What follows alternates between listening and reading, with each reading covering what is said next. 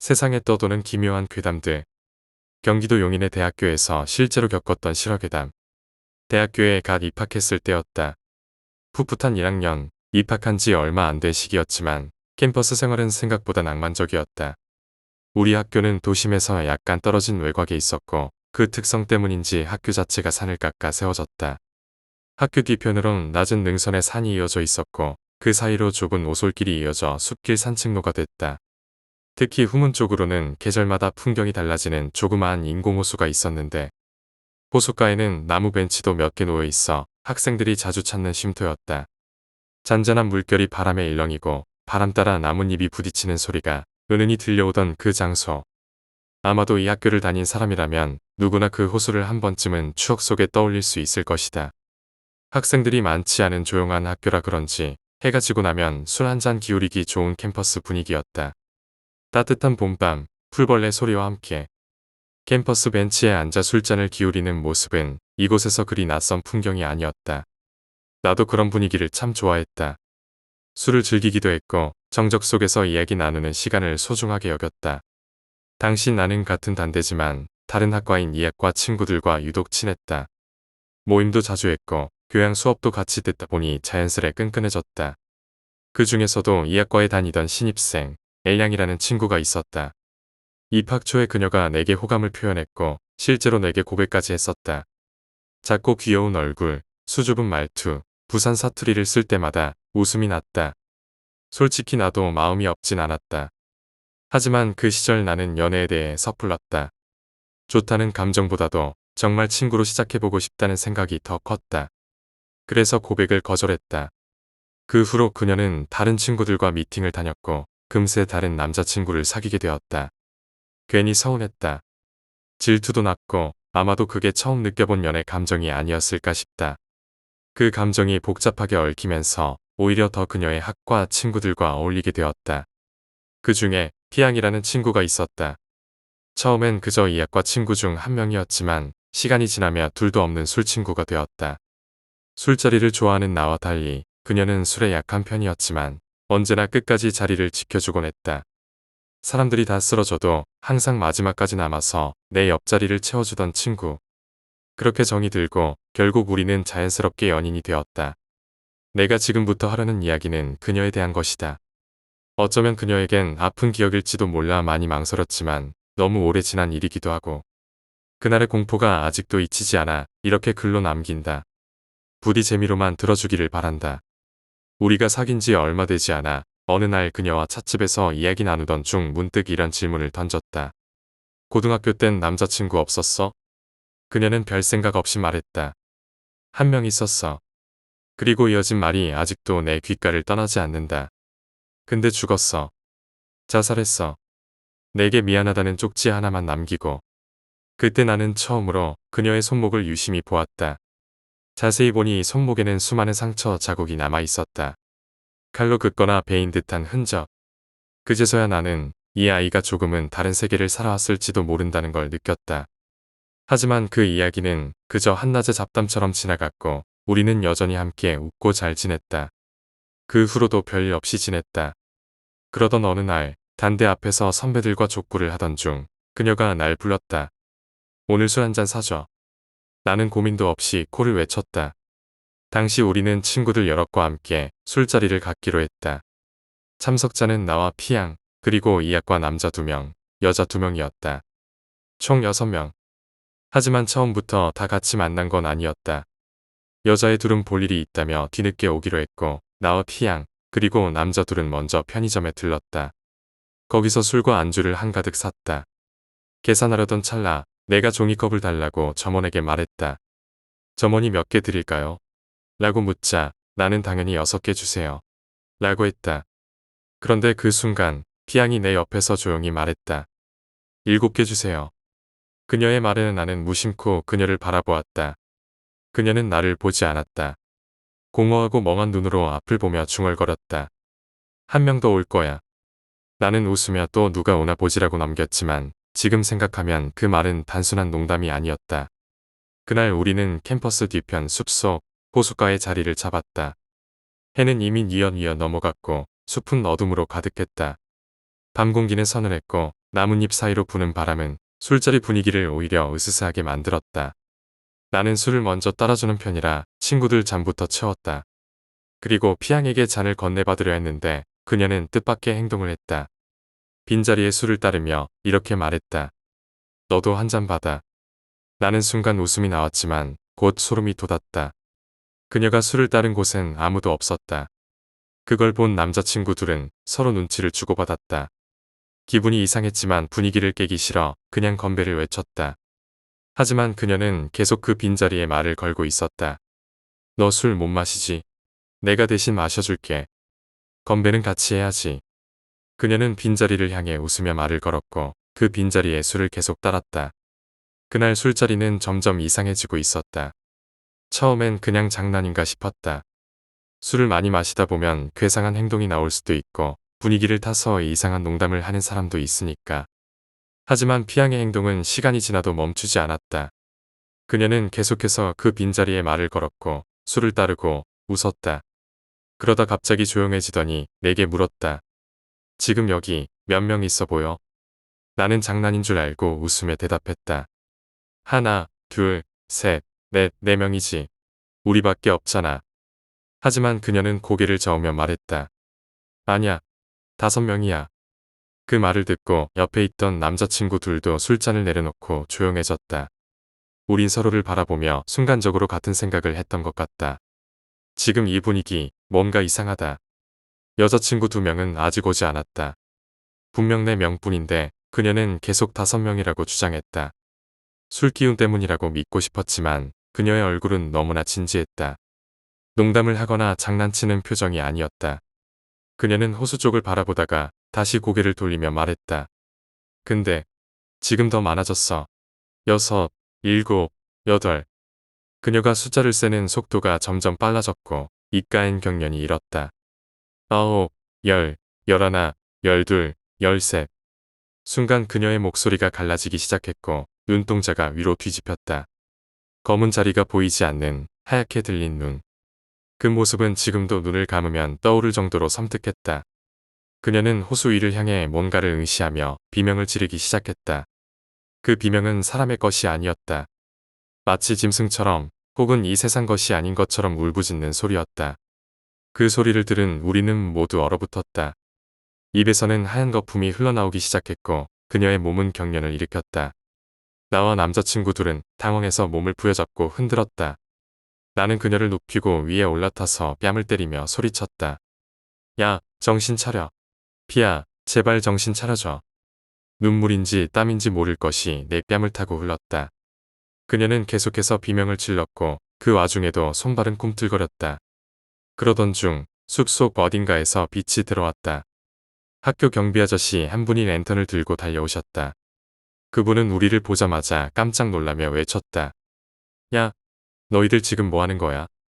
그도 그럴 것이 여자 하나는 바닥에 쓰러져 비명을 지르고 있고 남자 셋은 한 명은 붙잡고 있고 나는 그 위에 올라타 있는 모습이었으니 아무리 봐도 오해받기 딱 좋은 상황이었다. 당황한 나는 겨우 입을 열었다. 저희 같은 학교 학생이에요. 같이 술 먹다가 이 친구가 갑자기 이러는 바람에 말이 잘 정리되지 않았지만 그때 다행히 멀리서 누군가 달려왔다. 미처 참석하지 못하고 나중에 오기로 했던 여자친구 둘이었다. 둘은 숨을 헐떡이며 다가오더니 소리쳤다. 아저씨, 얘네 친구 맞아요. 저희도 같이 술 마시러 오기로 한 거예요. 경비 아저씨는 그 말을 듣고 잠시 멈칫하셨고 상황을 대강 파악하신 듯 고개를 끄덕이셨다. 그러다 옆에 있던 여자친구 중 한 명이 중얼거렸다. 얘, 또 이러는 거야? 어떡하지? 그 말을 들은 순간 내 머릿속이 멍해졌다. 또 이러는 거야? 처음 있는 일이 아니었다는 뜻이었다. 경비 아저씨는 우리에게 경고하셨다. 여기서 술 마시면 안 돼. 일단 친구부터 부축하고 자리를 옮겨. 우리는 황급히 그녀를 부축해서 자리에서 일어났다. 그녀는 아직도 흐느끼며 중얼거렸다. 놔줘. 나 좀 놔줘. 왜 자꾸 이러는데. 제발 가라고. 우리는 그녀를 부축한 채 학교 안쪽 산길을 지나 단대 건물로 향했다. 걸음을 옮길 때마다 그녀는 번뜩 눈을 치켜뜨고 뒤를 돌아보며 외쳤다. 꺼져. 꺼지라고 했잖아. 가지마. 그 순간마다 우리는 식은땀을 흘리며 그녀를 더 꽉 잡았다. 그녀의 손은 얼음장처럼 차가웠고 몸은 불덩이처럼 뜨거웠다. 공포와 안타까움이 뒤엉켜 있었다. 단대 건물로 가는 길엔 작은 다리가 하나 있었는데 그 밑으로는 계곡처럼 졸졸 물이 흐르고 있었다. 그 다리를 건너는 순간 그녀가 갑자기 멈춰 섰다. 그리고는 다리에 주저앉아 이렇게 말했다. 이제 갔네. 그제야 그녀의 몸에서 힘이 빠졌고 우린 한숨을 돌릴 수 있었다. 우리는 그녀를 조심스레 부축해 단대 건물로 향했다. 그때는 이미 밤이 깊어 교정에는 사람 그림자 하나 없었고 캠퍼스에 가로등 불빛만이 어둡게 깔린 시멘트 바닥을 간신히 비추고 있었다. 조용한 밤 공기 속에서 그녀가 내뱉는 중얼거림은 더 또렷하게 들렸다. 가지마. 가지 말라고 했잖아. 왜 다 같이 따라오는 거야. 피양의 목소리는 마치 누군가에게 간절히 사정하는 듯했다. 그때 나도 모르게 뒷목이 서늘해졌다. 정말 누가 우리를 따라오고 있는 것만 같았다. 그녀를 단대 건물 안, 우리가 자주 쓰던 동아리방으로 데려갔다. 방 안에는 소파 하나와 작은 테이블, 그리고 오래된 간이 침대 하나가 있었다. 우리는 그녀를 소파에 눕히고 이불을 덮어주었다. 남자친구 2명과 여자친구 2명은 각자의 기숙사와 자취방으로 흩어졌고 나는 그 자리를 떠날 수 없었다. 눈을 감고 잠시라도 쉰다는 것이 불가능할 만큼 그녀의 상태는 불안정해 보였다. 한동안은 얌전히 누워있던 그녀는 이불을 꼭 쥐고 중얼거렸다. 나 안 따라간다고 했잖아. 그 사람은 나 좋아한 거 아니야. 왜 나를 데려가려 하는데. 그녀가 말하는 그 사람이 누군지 나는 알 것 같았다. 찻집에서 말했던 고등학교 시절의 남자친구. 그녀의 손목에 남겨진 상처의 주인. 이불을 덮고 누워있는 그녀를 보면서도 나는 도무지 잠이 오지 않았다. 그날 밤 나는 거에 뜬 눈으로 밤을 지새웠고 가끔 그녀가 잠꼬대처럼 중얼거리거나 몸을 떨 때마다 그녀를 다독였다. 동이 트기 직전 그녀는 조용히 잠들었다. 그 순간 나는 마치 모든 공포가 꿈이었던 것처럼 느껴졌다. 하지만 마음 깊은 곳에서는 확신하고 있었다. 그녀는 분명 뭔가를 보고 있었고 그 밤은 결코 단순한 취한 밤이 아니었다. 그 후 나는 그녀의 학과 친구들로부터 조금씩 이야기를 들을 수 있었다. 신입생 오리엔테이션 때였다고 한다. 처음 얼굴을 마주한 선배 중 한 명이 그녀를 보자마자 얘 귀신 들렸네 라고 말했다고 했다. 분위기를 깨는 말이었기에 주변 사람들에게 크게 혼났다고 한다. 그 일은 그냥 해프닝으로 넘어갔지만 이후로도 그녀는 몇 번 술자리에서 이상한 행동을 보인 적이 있었다고 했다. 갑자기 넋이 나간 듯 행동하거나 아무도 없는 공간을 향해 말을 걸기도 했고 혼자 흥분하거나 울부짖는 경우도 있었다고 했다. 그 이야기를 들으며 나는 내내 아무 말도 할 수 없었다. 나만 몰랐던 것이다. 사귀기 전부터 그녀에게는 이미 그런 기이한 현상이 반복되고 있었던 것이다. 이제와 생각해보면 그날 술자리에서 그녀가 빈자리에 따라준 그 한 잔의 술. 그건 아마도 그녀가 말했던 그 사람을 위한 것이 아니었을까. 하지만 그날 밤 그녀가 말한 숫자는 6, 7, 8. 그 이후로도 계속 늘어났고 마지막에는 13까지 세며 그들이 우리에게 다가오고 있다고 말했다. 도대체 그녀는 무엇을 본 것일까? 누구를 본 것이며 왜 그녀에게만 보였던 것일까? 나는 그날 이후로도 한동안 그녀의 곁을 지키려 노력했지만 그날의 사건이 우리의 관계에 큰 균열을 만들어버린 건 어쩔 수 없었다. 나는 여전히 그녀를 좋아하고 있었지만 그날 이후에 그녀는 나를 피했다. 그녀 자신이 나에게 상처를 주었을까 두려워했을지도 모른다. 아니면 나를 위험에 빠뜨릴까봐 멀어진 걸지도 모른다. 그날 이후 나는 단 한 번도 그 호숫가로 가지 않았다. 학교를 다니는 동안에도 졸업 후에도 그 호수 근처만 가도 그녀의 울부짖음이 떠오를 것만 같았다. 사람들은 가끔 농담 삼아 말한다. 보이지 않는 게 제일 무섭다. 맞는 말이다. 그날 밤 내 눈에 아무것도 보이지 않았기에 나는 더 깊은 공포에 사로잡혔던 것이다. 차라리 나도 그녀처럼 그것들이 보였다면 그때 그렇게 무서워하진 않았을 것이다. 하지만 결국 이 세상에서 가장 무서운 건 우리 마음속에 품은 두려움과 도무지 설명할 수 없는 무언가의 존재다. 그녀는 그날 도대체 무엇을 본 걸까? 그건 지금도 내가 인생에서 가장 두려워했던 밤으로 남아있다. 그 밤은 절대 잊을 수 없다. 이상한 꼬마 아이. 그의 겨울은 이상하게도 더 추운 느낌이었다. 서울의 겨울은 원래 차갑고 삭막하지만 98년이 끝나가던 그 시절의 공기는 유난히 텅 비어 있었다. IMF의 여파가 아직 채 까시지 않았고 거리에는 허름한 점포들이 셔터를 내린 채 조용히 겨울바람을 맞고 있었다. 늦은 저녁이었다. 하늘에서 마침 눈이 조용히 내려앉고 있었고 기차역 앞 좁은 골목길엔 가로등 불빛이 노랗게 스며들고 있었다. 그때 나는 그 아이를 처음 보게 되었다. 7 혹은 8살쯤 되어 보이는 아이. 가냘픈 어깨, 여기저기 트어진 낡은 옷. 머리는 감은 지 오래된 듯 뻣뻣하게 말라 있었고 그럼에도 크고 맑은 눈망울은 어딘가 초점 없이 허공을 응시하고 있었다. 아이 주변엔 또래로 보이는 몇 명의 아이들이 있었다. 그들은 웃으며 장난을 치는 게 아니라 그 아이를 향해 손가락질하며 조롱하고 있었다. 거지야, 더러워, 집도 없지, 밥도 못 먹고. 나는 그 장면을 멀리서 지켜보다가 가만히 넘기지 못했다. 원래 내가 오지랖이 넓은 편이다. 그냥 지나치기엔 뭔가 묘하게 마음이 쓰였다. 아이들 무리를 향해 다가가며 말렸다. 야, 너희들 뭐 하는 거야? 아이들은 흠칫 놀라더니 도망치듯 골목 끝으로 달려나갔다. 남은 건 조용히 눈만 깜빡이는 그 아이. 작은 발로 제자리에 서 있는 모습은 왠지 모르게 짠하면서도 이상하게도 이질적이었다. 나는 아이에게 다가가 조심스럽게 물었다. 여기서 뭐 하고 있어? 엄마는 어디 계셔? 아이의 입술이 약간 떨렸다. 한참의 침묵 끝에 작고 가냘픈 목소리가 들렸다. 엄마가 여기 있으랬어요. 가지 말고 기다리라고. 그 목소리는 또렷하게 귀에 박혔다. 아이의 말투엔 의심이나 두려움 같은 건 없었다. 그저 지키라는 말을 순수하게 따르고 있는 모습. 요즘 세상이 어떤 세상인데 어린아이가 기차역 앞 골목에서 혼자 서 있는 걸 두고 갈 수는 없었다. 날씨는 점점 더 추워지고 있었고 내 코끝도 얼얼해질 만큼 찬 공기가 피부를 때렸다. 나는 다시 조심스럽게 물었다. 집은 어디야? 잘 곳은 있어?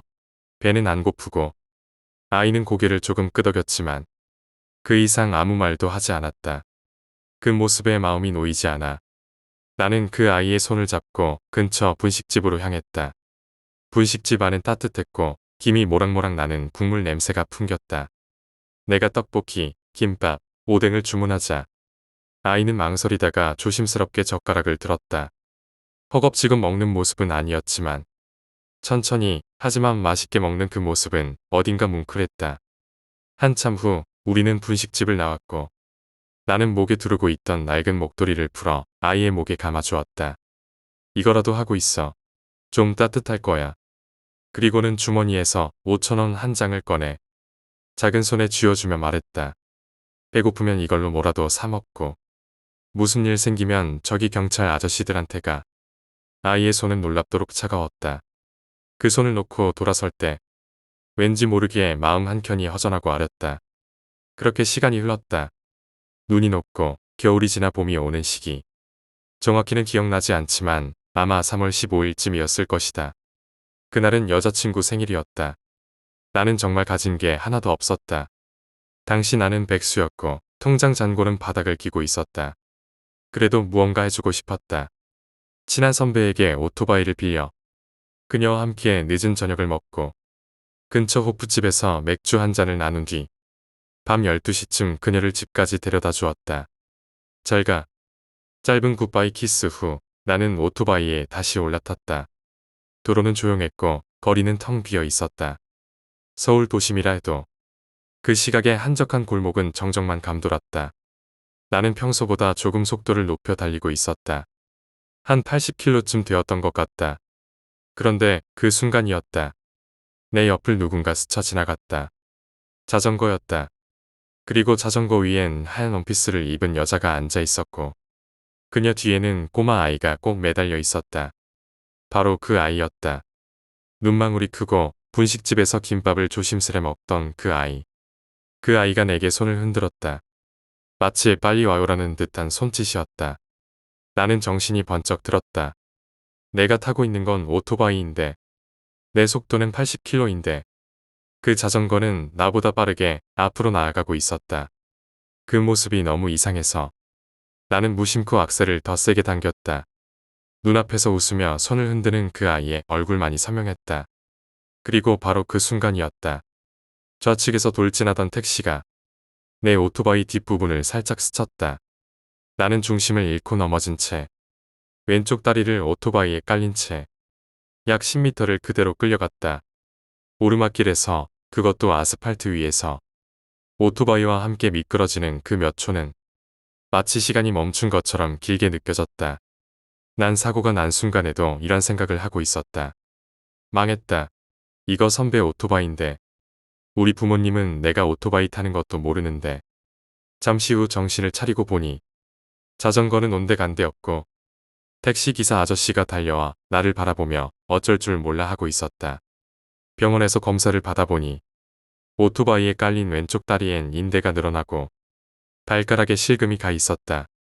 그 외엔 전혀 다친 곳이 없었다. 경찰도 의사도 입을 모아 말했다. 이 정도면 천운이에요. 그 속도로 미끄러졌는데 이 정도라니 정말 다행이에요. 나는 입을 다물 수 없었다. 그 사고의 전후를 떠올릴수록 자전거를 타고 가던 그 아이의 얼굴만이 떠올랐다. 분명히 그 아이는 사람이 아니었다. 이미 이 세상에 없는 존재였을 것이다. 그런데 왜 하필 그 시간, 그 자리에서 나타났던 걸까? 그리고 그 순간 나는 알게 되었다. 만약 그 아이를 쫓아 속도를 더 내지 않았더라면 나는 택시와 정면으로 충돌했을 것이다. 혹은 내가 택시를 들이박아 훨씬 더 큰 사고가 되었을지도 모른다. 그 아이가 나를 구해준 것이다. 그때 그 골목길에서 내가 목도리를 감아주고 따뜻한 김밥을 먹이며 쥐어준 5,000원 한 장. 그 작은 온정을 기억하고 나를 지켜준 것이 아닐까. 그날 이후로 나는 그 아이를 다시 본 적이 없다. 하지만 지금도 밤길을 달리다 보면 가끔 그 아이의 웃는 얼굴이 떠오르곤 한다. 그럴 때면 난 속삭이듯 중얼거린다. 고마워, 아이야. 유리창의 떨림. 내가 미대를 나왔다는 말을 꺼낼 땐 대부분 고개를 끄덕이거나 그래서 분위기가 좀 다르구나라고 말하곤 한다. 하지만 그 이면엔 아무도 모르는 내가 미술을 배우던 시절에 겪었던 기이한 기억이 하나 있다. 그리고 그 이야기는 고3. 그러니까 산삼보다도 독하다는 고3 시절로 거슬러 올라간다. 늦게 시작한 미술이었지만 나는 미대를 가기로 마음을 굳히고 학교와 입시 미술학원을 오가며 말 그대로 살인적인 일정을 소화하고 있었다. 그 학원은 작고 조용한 곳이었다. 서울 외곽에 있는 건물 한 채를 빌려 운영되던 학원이었고 학생은 20명이 채 되지 않았다. 대신 그만큼 선생님들과 학생들 사이가 굉장히 끈끈했고 수업 외에도 밤늦게까지 남아 작업하는 게 일상이었다. 그해 겨울 학원에선 MT를 가기로 했다. 고3이라 정신없이 바쁘긴 했지만 잠시나마 숨을 돌릴 수 있는 시간. 목적지는 조소를 가르치시던 K강사 선생님의 작업실이었다. 그 이름 석자, 지금도 잊을 수 없다. 지금은 고인이 되셨지만 그분은 정말 열정적인 분이셨다. 잠깐 이야기를 세자면 K 선생님은 원장 선생님의 대학 후배였고 내가 학원에 들어가기 직전엔 유명한 M국모전에서 대상을 받은 경력이 있었다. 상금은 그리 크진 않았지만 그분에겐 인생의 전환점이자 오래된 꿈이 이루어진 순간이었다. 상금을 받은 그 길로 그는 인천 외곽 공동묘지 앞에 위치한 작은 작업실을 하나 얻었다. 가격이 너무 싸서 많은 예술가들이 외면했던 공간이었지만 그에게는 아무도 없는 조용한 곳이라는 점이 마음에 들었단다. 10년 남짓 그는 그곳에서 살다시피 작업을 하셨고 화단에서도 천재라는 칭호를 들을 만큼 정열적인 창작을 이어가셨다. 하지만 그 찬란한 불꽃은 너무 이른 나이에 꺼지고 말았다. 불과 30을 간 넘긴 나이에 작업실 근처 도로에서 교통사고로 생을 마감하셨다. 그 소식을 들었을 때 나는 믿을 수 없었다. 아직도 선명하게 웃던 얼굴이 떠오르는데 그분이 세상에 없다는 게 도무지 실감이 나지 않았다. 우리나라 미술계 입장에서 봐도 그는 너무 큰 손실이었다. 자, 이제 본론으로 돌아가자. 그때 우리는 K 선생님의 작업실로 MT를 떠났다. 차에 몸을 싣고 서울에서 멀리 떨어진 인천 외곽으로 향했다. 찻길을 벗어나 비포장도로로 접어든 후 5분쯤 달리니 산과 밭 사이에 덩그러니 자리한 작업실이 모습을 드러냈다. 공기는 도시와 전혀 달랐다. 맑고 깨끗하며 어딘가 쓸쓸한 기운이 감돌았다. 그 황량한 느낌조차도 당시엔 너무나 특별하게 느껴졌다. 도시의 숨막히는 입시 경쟁에서 벗어나 하루쯤은 자유를 누릴 수 있는 그곳에서 우리 모두는 마치 어릴 적 소풍을 온 듯 들떠 있었다. K 선생님과 원장 선생님은 일단 학생들을 작업실에 내려주고 나와 후배 Y양에게는 술을 가득 실은 박스를 맡긴 채 시내로 고기와 반찬거리를 사러 나가셨다. 작업실에서 찾길까지는 빠른 걸음으로 10분 남짓. 그 중간엔 단 하나의 폐가가 있을 뿐 사람의 기척은 느껴지지 않았다. 해가 서서히 넘어가고 하늘은 주황빛으로 물들기 시작했다. 나는 Y양과 함께 시골길을 걷고 있었고 우리는 무심한 듯 이야기를 나누고 있었다. 그때였다. 어디선가 강렬한 시선이 느껴졌다. 본능적으로 고개를 돌려 그 방향을 바라보았다. 그곳은 바로 그 폐가, 그리고 그 폐가 옆에 딸린 작은 화장실 건물. 시골에서 자주 보던 회색 벽돌로 지은 집 바깥에 따로 지은 화장실. 냄새 빠지라고 구멍처럼 뚫어놓은 작은 창이 있었고 그 창 너머로 누군가 두 눈을 새빨갛게 충혈시킨 채 우리를 뚫어져라 바라보고 있었다. 나는 말없이 시선을 피했다. Y양에게는 아무 말도 하지 않았다. 그 아이는 겁이 많았고 이야기했다가는 울지도 모른다고 생각했기 때문이다. 그때는 몰랐다. 그게 그날 밤 일어날 모든 일의 서막이라는 걸. 그날 저녁은 몹시 쌀쌀했지만 우리의 기분은 정반대였다. 고3이라는 현실에서 벗어나 마음껏 웃고 떠들 수 있는 하루가 주어진 그날. 작업실 앞 드넓은 마당과 쌓여있는 장작, 그리고 가져온 삼겹살과 술이 우리의 기대감을 더욱 부풀게 했다. 선생님들이 장을 보러 간 사이 우리는 고기 굽는 준비를 하고 작업실 앞마당에 장작을 모았다. Y양은 드럼통 안에 장작을 넣으며 이거 진짜 영화 속 시골 캠프 같아요 라고 웃었고 다른 친구들도 뭔가 예술가 합숙소 같아 하며 흥에 겨워 있었다. 어느새 해가 완전히 넘어가고 산등성이 위로 어둠이 내려앉았다. 드럼통 불꽃이 활활 타오르며 우리의 얼굴을 붉게 물들였고 마침내 선생님들이 고기와 반찬을 들고 돌아오셨다.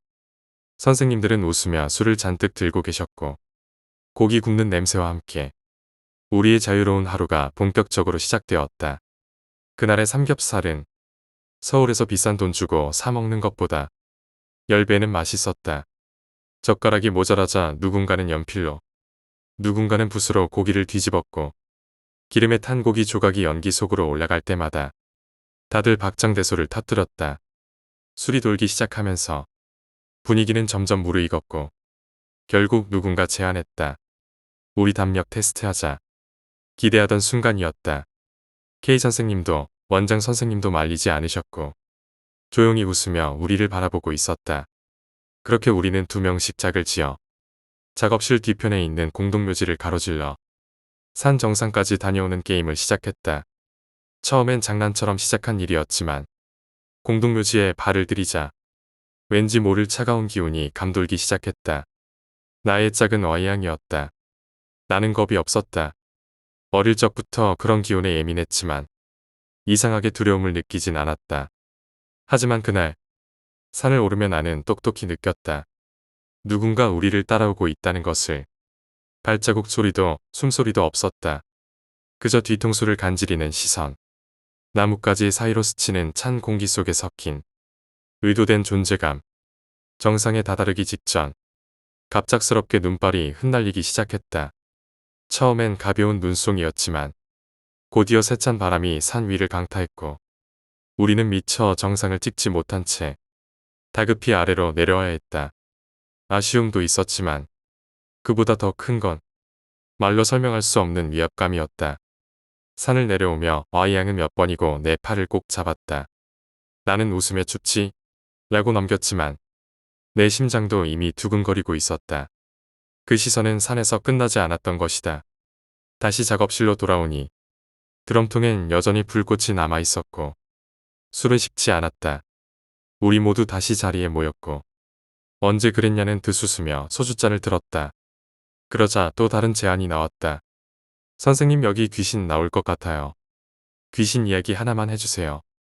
그 말에 다들 박수를 쳤고 분위기는 어느새 공포 특집 모드로 전환되었다. 그런데 K 선생님의 얼굴이 순간 사색이 되었다. 평소 온화하고 다정한 얼굴의 선생님이 그 순간 한없이 창백해지셨다. 너희들끼리 놀고 있어봐. 짧게 말한 뒤 그는 원장 선생님을 데리고 작업실 안쪽 벽돌로 지은 작은 방으로 들어가셨다. 작업실은 원래 곡물 창고로 쓰이던 건물이었다. 회색 시멘트 벽돌로 지어진 단층 구조였고 천장은 5m 가까이 높았으며 출입문은 커다란 철제 미닫이 문이었다. 문 옆에는 선생님이 작업 후 쉴 수 있도록 간단히 지은 벽돌방이 있었고 그 방 한쪽엔 작은 쪽창이 하나 있었다. 바로 그 창이 그날 밤의 중심이 되리란 걸 그 누구도 몰랐다. 우리는 선생님들이 자리를 비운 틈을 타 캔들 몇 개를 켜고 귀신 이야기를 나누기 시작했다. 눈보라는 점점 거세졌고 작업실 바깥에선 바람 소리가 울부짖는 듯 들려왔다. 촛불이 펄럭이는 가운데 바람 한 줄기가 훅 하고 불어오더니 불이 꺼졌다. 문 안 닫은 거 아냐? 내가 물었고 K라는 친구가 내가 빗장까지 걸었어 라며 일어섰다. 문은 우리가 처음 도착했을 때 K가 직접 걸어 잠갔고 몇몇 친구들도 그걸 두 눈으로 확인했었다. 나는 다시 일어나 직접 문으로 다가갔다. 커다란 철문은 조금 열려 있었고 나는 힘을 줘 다시 닫고 무겁게 녹슨 빗장을 걸어 잠갔다. 돌아와 자리에 앉고 우리는 다시 이야기를 이어갔다. 그런데 또 한 차례 강한 바람이 들이쳤고 그와 동시에 내 등 뒤에 있는 철문이 끼이 소리를 내며 열려버렸다. 모두가 동시에 그쪽을 바라봤다. 말이 필요 없었다. 우리는 그 철문이 혼자 열릴 수 없는 구조라는 걸 알고 있었다. 그 문은 녹이 슬어 사람이 온 힘을 줘야만 열리는 문이었다. 게다가 빗장이 걸려 있었고 그걸 내가 직접 잠갔다는 것도 모두가 보고 있었기 때문이다. 여자애들이 비명을 질렀다. 비명은 점점 높은 음으로 올라갔고 드럼통 속 불꽃조차도 순간적으로 사그라들었다. 그때 K 선생님과 원장 선생님이 방에서 급히 나왔다. 우리는 한꺼번에 그동안 있었던 일을 말했고 K 선생님은 아무 말 없이 창백한 얼굴로 철문을 바라보셨다. 그런데 그 순간 나는 선생님의 시선이 철문이 아니라 선생님 방 옆 작은 쪽창을 향해 있는 것을 보았다. 이상했다. 무언가 이상했다. 나는 조용히 고개를 돌려 그쪽 창을 바라봤다. 그리고 그 창 밖을 통해 나는 그들을 보았다. 창밖은 이미 눈보라로 시야가 흐려졌지만 그 틈 사이로 나는 똑똑히 보았다. 그 작은 쪽창. 선생님 방 옆 머리 하나 겨우 들어갈 정도의 그 작은 사각 유리창에 수없이 많은 얼굴들이 들러붙어 있었다. 하얗고 창백한 얼굴. 형체를 분간할 수 없을 정도로 빛이 빠진 기괴한 표정의 사람들. 무표정도 아니고 울고 있는 것도 아니고 웃는 것도 아니었다. 그들은 단지 우리를, 정확히 말하자면 안쪽을 들여다보고 있었다. 그들의 눈은 전부 피처럼 붉은색이었고 눈동자가 아닌 흰자까지 전체가 시뻘겋게 물들어 있었다. 피가 고여 있거나 터져버린 것 같은 느낌. 사람 눈이 저럴 수도 있을까 싶은 광경이 실제로 내 눈앞에 펼쳐지고 있었다. 그들이 창문을 손으로 두드렸다. 창문을 긁는 소리는 마치 누군가 유리컵 안쪽을 손톱으로 긁는 것처럼 가늘고 날카로운 고음을 냈다. 그리고 그 모든 소리가 아무도 못 듣는다는 듯 이상할 정도로 작고 조용했다. 나는 말도 못하고 그 자리에 얼어붙었다. 숨을 쉬는 것도 깜빡할 정도로 시간이 정지된 듯한 순간. 그 순간 나는 고개를 다시 돌려 K 선생님을 바라보았다. 선생님은 나를 보고 계셨다. 입을 열진 않았지만 그 눈빛은 말하고 있었다. 너도 보이는구나. 나는 고개를 천천히 끄덕였다. 선생님은 그제야 조용히 시선을 거두셨고 우리 쪽을 향해 돌아서며 아무 일 없다는 듯 야, 너무 무섭게 하지 말고 그냥 가볍게 이야기나 해. 하며 웃어 보이셨다. 그 말투는 어색할 정도로 침착했고 오히려 그 차분함이 더 무서웠다. 다른 친구들은 아직도 철문이 혼자 열렸다는데 온 신경이 쏠려 있었고 창문 쪽은 아무도 눈길을 주지 않았다. 그날 밤은 그렇게 흘러갔다. 누구도 그 이상 말하지 않았고 잠은커녕 작업실의 불은 밤새 꺼지지 않았다.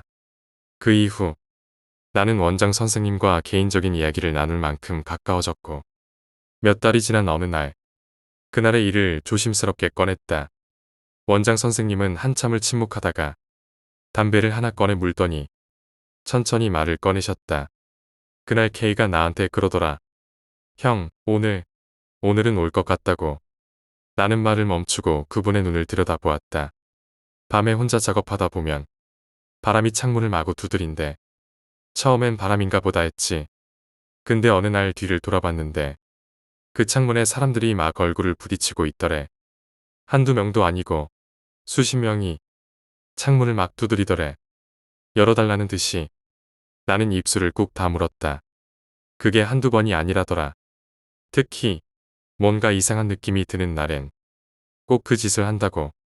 근데 이상하게 그날은 유난히 그 느낌이 진하게 들었대. 그래서 자기는 오늘만큼은 제발 아무 일 없기를 바랬다고. 나는 다시 그날 밤 창문 밖을 긁던 그 손들과 눈동자들을 떠올렸다. 눈보라는 여전히 그 소리를 감춰주고 있었지만 그건 단지 가려졌을 뿐 사라졌던 것이 아니었다. 그날 밤의 눈소리. 그건 단순한 자연의 소리가 아니었다. 그건 수많은 존재들이 문과 창 너머에서 우리의 틈을 노리고 있었던 무언의 요청이었다. 열어줘. 여기 있어. 우린 들어갈 수 있어. 그렇게 나는 그날의 기억을 잊지 못한다. 그리고 다시는 K 선생님의 작업실 근처로 발을 들이지 않았다. 어쩌면 그 창 너머에서 지금도 누군가는 눈이 오기를 기다리고 있을지도 모른다. 유리창에 붉은 눈을 붙인 채 언제든 다시 들어오려는 틈을 노리며. 꿈의 문. 나는 아주 어릴 때부터 꿈을 자주 꾸는 아이였다. 보통 사람들은 꿈을 꿀 때 그것이 꿈이라는 걸 인식하지 못하지만 나는 늘 달랐다. 나는 꿈을 꾸는 도중에도 지금 이건 꿈이다라는 사실을 분명히 알고 있었고 그 덕분에 마음대로 세상을 누빌 수 있었다. 사람들은 이런 상태를 루시드 드림이라고 부른다. 말 그대로 자각몽. 자신이 꿈을 꾸고 있다는 걸 인식하는 꿈이다. 나는 이 루시드 드림을 통해 날아다니거나 바닷속을 헤엄치거나 전혀 존재하지 않는 세상 속을 여행하기도 했다. 어린 시절엔 그것이 단순한 상상력의 산물이라 생각했지만 자라면서 이 능력이 남들과 조금 다르다는 걸 깨달았다. 그리고 나중에는 이 꿈이 단지 재미나 기이함으로 끝나는 게 아니라는 것도 알게 되었다. 내 무의식의 가장 깊은 층에서 무언가가 나를 이끌고 있다는 느낌이 강하게 들기 시작한 것이다. 그러나 내가 평생 잊지 못할 꿈은 대학을 졸업한 후 어느 밤에 꾸었던 꿈이었다. 그 꿈은 이전까지의 어떤 루시드 드림보다도 생생하고 강렬하며 현실과 구별되지 않을 만큼 정밀했다. 그리고 그 꿈은 단순한 환상이 아니라 내 삶 전체를 바꾸는 전환점이 되었다. 대학교를 졸업하고 난 후 나는 겨우겨우 한 중소기업에 취직하게 되었다. 회사는 오래된 창고를 개조한 형태였고 외부는 허름했지만 내부는 깔끔하고 현대적인 분위기를 풍겼다. 겉보기에는 별 문제 없어 보였지만 이상하게도 이 회사에는 설명할 수 없는 묘한 긴장감이 감돌았다. 직원들은 겉으론 친절했고 처음 입사했을 때 모두가 반갑게 인사해 주었다. 하지만 나는 언제나 그들의 눈빛 너머에 뭔가를 감추고 있는 듯한 느낌을 받았다. 누군가가 항상 뒤에서 지켜보는 듯한 기분, 말하지 못하는 비밀이 도사리고 있는 분위기였다. 그날도 평소처럼 야근을 하던 중이었다. 모두 퇴근하고 사무실엔 나 혼자였다. 컴퓨터 앞에 앉아 일을 정리하던 그때 갑자기 사무실 전체에 불이 꺼졌다. 툭 하는 소리와 함께 모든 전기가 나간 듯했다. 당황한 나는 자리에서 벌떡 일어나려 했지만 이상하게도 몸이 움직이지 않았다. 마치 의자가 나를 붙잡고 있는 것처럼 온몸이 마비된 것 같았다. 심장이 빠르게 뛰기 시작했고 나는 주위를 둘러보았다.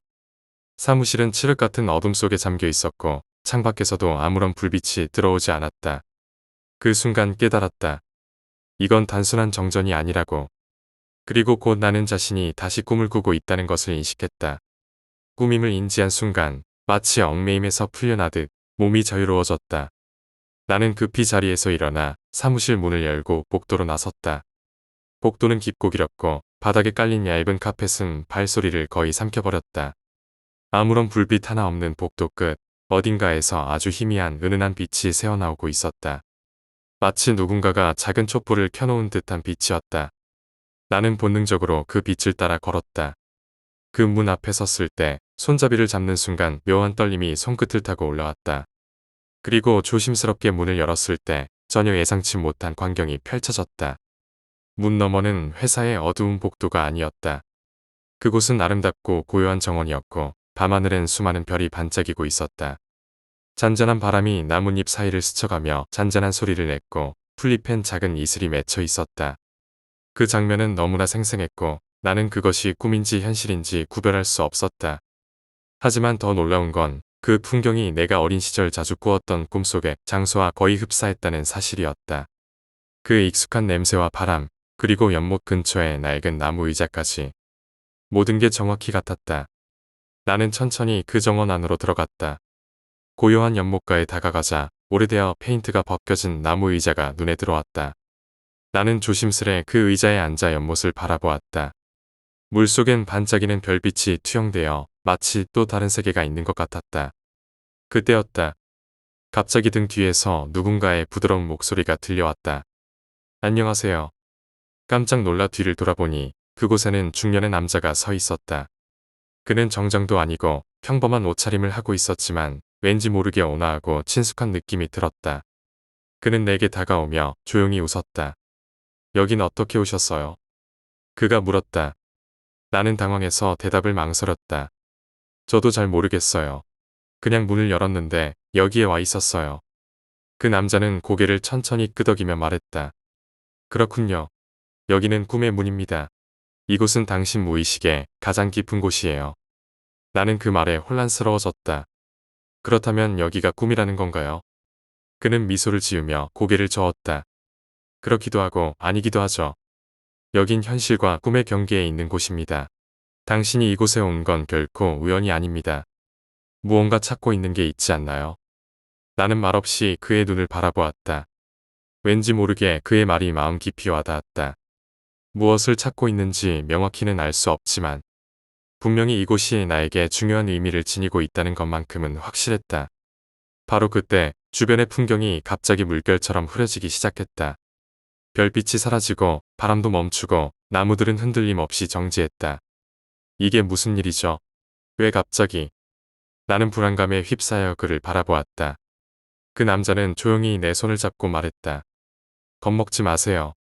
당신의 의식이 깨어나고 있는 겁니다. 하지만 기억하세요. 당신은 이 문을 다시 열 수 있어요. 그 말이 끝나자마자 나는 눈을 떴다. 내 몸은 여전히 회사의 의자에 앉아 있었고 전기는 여전히 들어오지 않았다. 주변은 깜깜했지만 내 마음은 한없이 평온했다. 그날 이후 나는 꿈속에서 본 문에 대한 생각을 멈출 수 없었다. 그곳은 단순한 꿈이 아니었다. 나는 그 문을 다시 찾아가기 위해 명상과 자기 암시, 꿈 일기를 쓰기 시작했다. 점점 꿈을 자각하는 빈도는 높아졌고 마침내 나는 다시 그 정원의 문을 열 수 있었다. 그곳에는 여전히 그 남자가 나를 기다리고 있었다. 그리고 그는 나에게 내 안의 두려움과 욕망, 억눌린 감정을 보여주며 스스로를 직면하게 만들었다. 나는 그와 함께하면서 나 자신의 깊은 내면을 마주하게 되었다. 현실의 나와 꿈속의 나는 결코 다르지 않았다. 그 둘은 하나였고 그 문은 나를 성장하게 해주는 길이었다. 어느 날 나는 그에게 물었다. 당신은 대체 누구인가요? 그는 조용히 웃으며 말했다. 나는 당신의 내면의 목소리입니다. 당신이 찾고 있던 모든 해답은 이미 당신 안에 있었어요. 이제 그 문을 닫을 준비가 되었군요. 나는 고개를 끄덕였다. 그리고 천천히 그 문을 닫았다. 하지만 나는 알고 있다. 그 문은 언제든지 다시 열릴 수 있다는 것을. 내가 원할 때, 내가 필요로 할 때, 그곳은 다시 나를 맞이해 줄 것이다. 현실로 돌아온 나는 더 이상 두렵지 않았다. 나는 나 자신을 이해하게 되었고, 진정한 자유를 느꼈다. 꿈의 문은 나에게 무한한 가능성을 보여주었고, 나는 이제 그것을 현실에서 살아내기 시작했다. 그 문은 이제 나의 일부다. 영원히 내 안에 존재할 것이다.